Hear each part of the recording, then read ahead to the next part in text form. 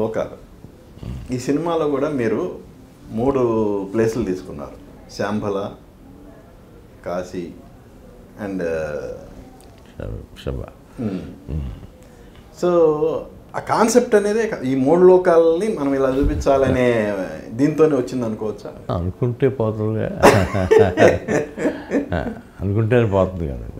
అలాంటిదే కథ, అలాగే ఉంది, అలాగే ఉంటుంది కాంప్లెక్స్. కానీ సార్, దీపిక పడుకోనే లాంటి ఒక గ్లామర్ హీరోయిన్ని సినిమాలో ఆ గ్లామర్ అనేది లేకపోయినా ఆవిడ పెర్ఫార్మెన్స్ మాత్రమే పరిమితం చేయటం అంటే, అఫ్కోర్స్ డెఫినెట్గా క్యారెక్టర్ తగ్గట్టు ఉండాలి కాబట్టి అది ఓకే.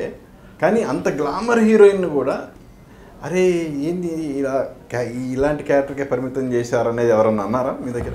లేదు, అనలేదు.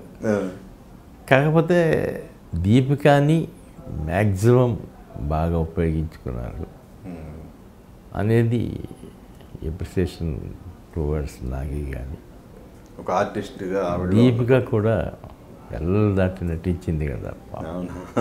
తన ఇమేజ్కి భిన్నంగా చేసింది కదా.